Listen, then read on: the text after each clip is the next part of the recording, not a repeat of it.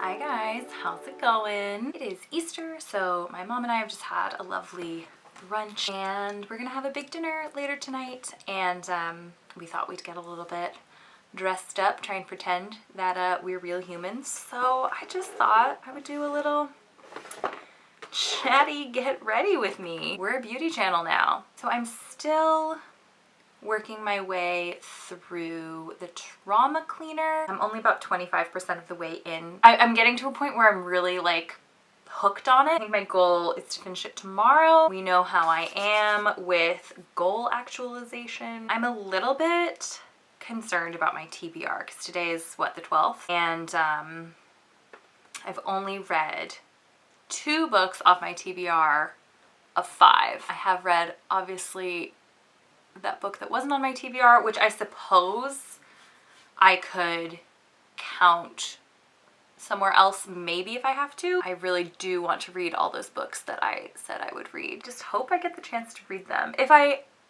like really buckle down and make reading my priority for the next couple of weeks, it should work out, I should think. Whenever I finish applying a product with my finger, I never know what to do with it, and then I just like wipe it onto my other hand, but then it's just on my other hand. So is that helpful?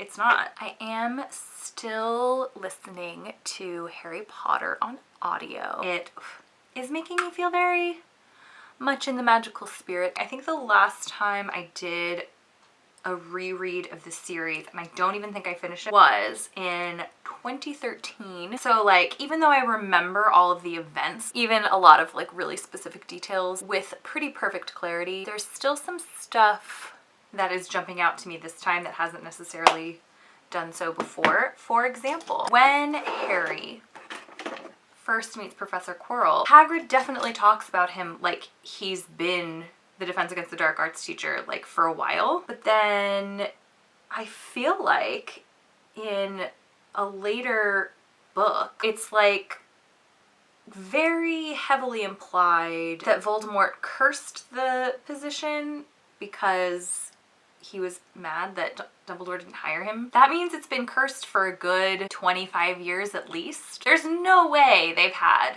25 different Defense Against the Dark Arts teachers. Like, the community is not even that big. Are you telling me that like every single wizard has like a stint as the Defense Against the Dark Arts teacher at Hogwarts? It's like mandatory military service. I don't really care about plot holes.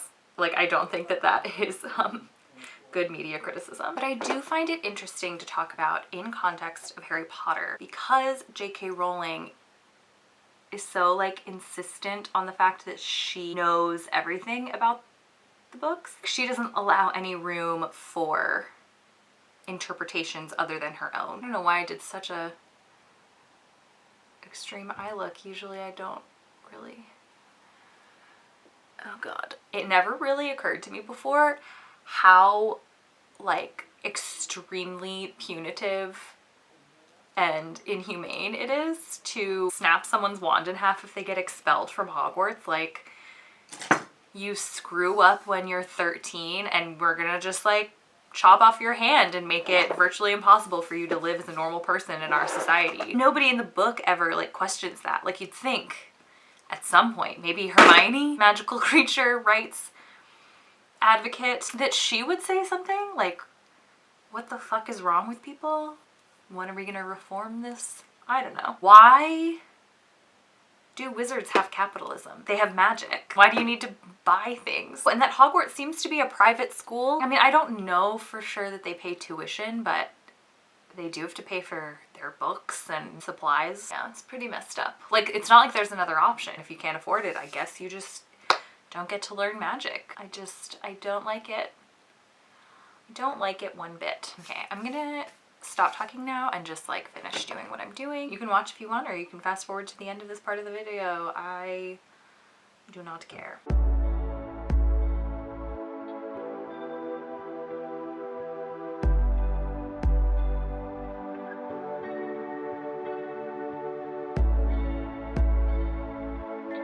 Now I have to do some glamour shots, right?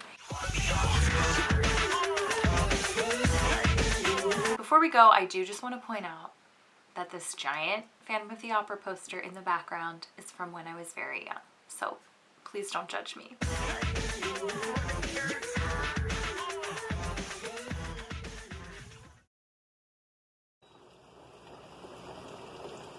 It is another very rainy day, so I'm hoping to have the chance to get in quite a lot of cozy, sustained reading. Although it's already almost 2, time has just really gotten away from me today. Thank you. Once again, I just have this ebook on my phone. I don't think it matters. No one's like waiting with bated breath for me to turn a page in a physical book, right? I've got a dog here, so it's gonna be good content anyway.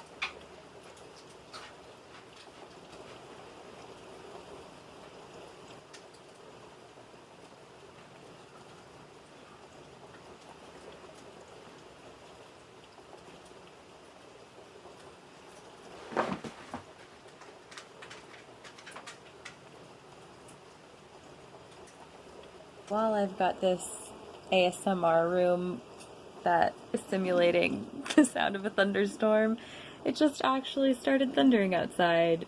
So now I've got 2 thunderstorms. It is very spooky. You will be haunted by 3 spirits.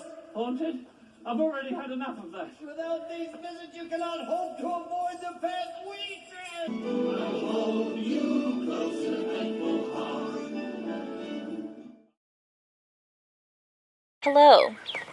It is after 4 p.m. and I have done fuck all today. The last 2 days have been a bit of a low point, to be honest. I just really haven't felt like doing anything. So I'm gonna try and like pull myself out of this funk starting tomorrow. Oh, kitty. This little noodle thought he would sneak outside. I'm gonna put you back in. But yeah, so I thought I would finally get around to planting these little herbs that I bought. I can at least go to bed feeling like I accomplished something. I have read some of the Trauma Cleaner today. My enjoyment of it started to wane a little bit, but today I'm back into it.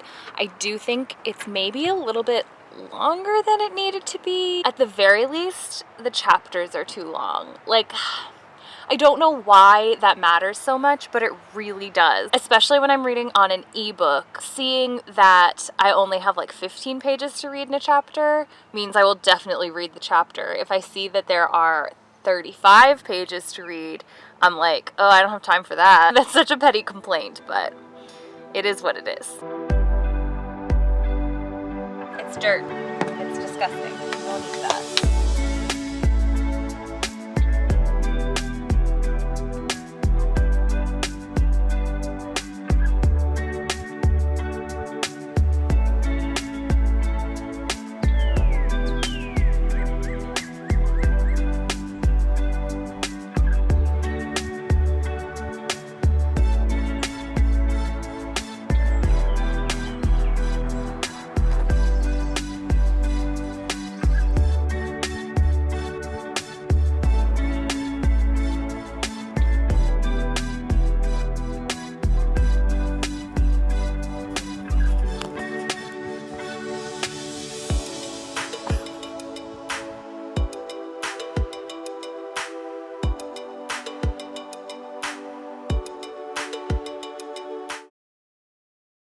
Hello friends, I'm back. I took a 3-day break from vlogging. I meant to do just one day because I wanted a little break from being on camera, and then one day just was somehow 3 days. I'm experiencing something that I think a lot of people have acknowledged, which is that March seemed like 10 years and April has seemed like 10 seconds. Every single day I wake up at 6 a.m. and then just suddenly it's 4 p.m. and I don't know what has happened. And I'm really kind of starting to feel like I'm wasting my life. I've kind of come to the conclusion that the philosophy of what I want when I want it, it did great for me at first, but it's not really serving me anymore. So I have returned to making to-do lists in my tiny composition notebook. I only have 4 things on the to-do list, but hopefully I will accomplish them and, you know, fill my day with something that's not, I don't know, sleeping, staring blankly at a wall. God, what have I done for the last week? I finally finished Night Flying.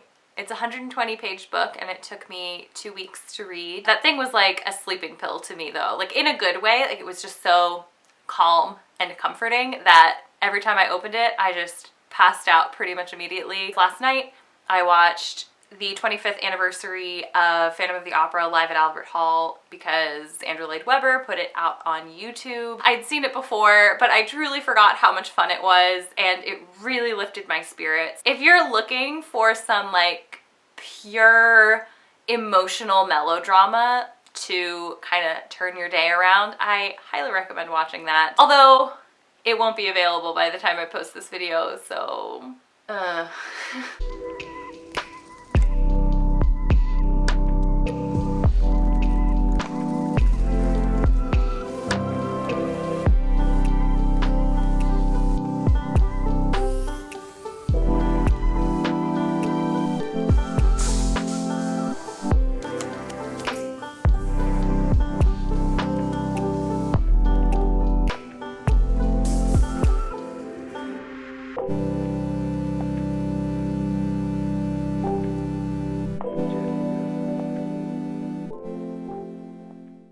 hello, I'm back in my super glamorous yellow ass bathroom. I was not feeling great today physically. Nothing scary, it's just like period stuff. But yeah, just wasn't really in the mood for the whole vlogging situation. I basically just didn't want another day to go by without doing a check-in. I haven't even filmed any B-roll or anything today. I did start the night circus. I'm gonna be honest, like, I haven't read very much, but it's not really impressing me so far. It's interesting because I feel like everyone, whether they love the night circus or they think it's just okay, says the writing is really gorgeous, and I don't know, so far it's not, yeah, it's just not really doing anything for me. I also have to be careful though, because I wonder if because it's so hyped, my expectations are just too high. Anyway, I'm just gonna go to bed and hopefully do a lot of reading tomorrow. Oh, I didn't mention yesterday, but I did finish Harry Potter. And I think I'm gonna keep rereading the series. It was, of course, wonderful to get back to that world. So anyway, good night.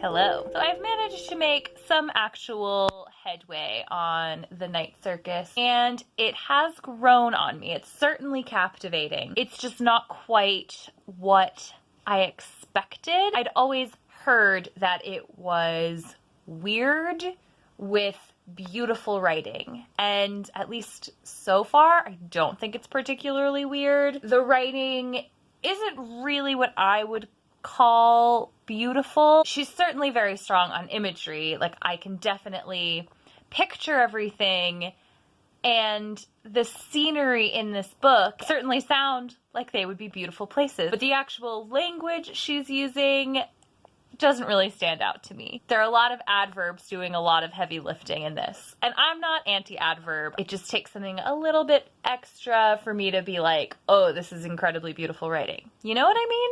Okay, well, suffice it to say, I am now hooked. This book is basically Andrew Lloyd Webber's Love Never Dies. Okay, it's really different, but it just made me think of it. So I've got these glasses on, which I bought as like a second pair so that I could have some variety, but it turns out that I just wear them when I play video games. So that can only mean one thing. I'm back on Dragon Age Inquisition. I haven't played in a few weeks. I think I just kind of burned myself out on it. So yeah, I'm really excited to be in a fantasy world. Hello! Here we are at the end of another vlog. I don't know how many days it's been. Time doesn't exist anymore. Just like last time, I'm going to tie this up with a quick little wrap up where I tell you what these books are and what I thought of them briefly, so that I can still do a monthly wrap up at the end of the month and you're not like, girl, you already told me this. Over the weekend, I finished Night Flying by Rita Murphy. I read this for the Potions Owl. This is the story of a girl named Georgia who lives in a big house with her mom, her grandmother, and I think two or three aunts. And all the women in Georgia's family have a very special skill, which is that they can fly. But of course, their grandmother has a lot of rules around the flying, one of which is that they must only fly at night. Makes sense. This is a really sweet little middle grade YA borderline coming of age novel. I find it very difficult to give it a rating because, to be frank, reading it now, I'm not blown away by it, but because I liked it so much when I was younger, I read this probably 5-6 times. It was just really nice to revisit and remember why I connected with this book in the first place. Even though I don't think this is a masterpiece, I'm gonna give this 5 out of 5 clean sweep 7s. I also finished listening to the audiobook of Harry Potter and the Philosopher's Stone. We all know what this is. It's been about 7 years since I last reread any of these books. Even though I can't really enjoy them with the same like unblemished adulation that I once did, they're still nice. And last but not least, I finished The Trauma Cleaner by Sarah Krasnostein. This is the story of a woman named Sandra Pankhurst who runs a trauma cleaning business in Australia. She and her employees clean up crime scenes, suicides, decayed bodies, and another thing she does a lot is like hoarder houses. Sandra Pankhurst is trans and she's in her 60s now, I think.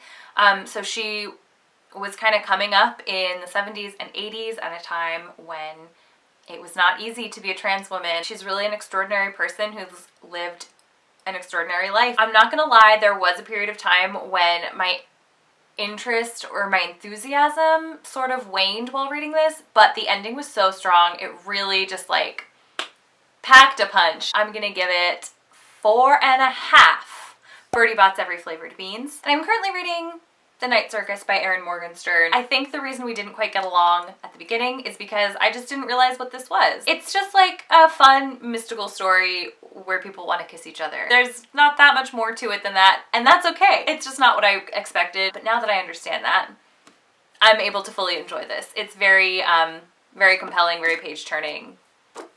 All the words. Okay, yeah, thanks for watching. I hope your owls are going well, and I hope you're staying safe. Bye. Also, can we talk about the fact that this vlog began with me making excuses for this Phantom of the Opera poster, and it ended with me watching Phantom of the Opera 2 days in a row.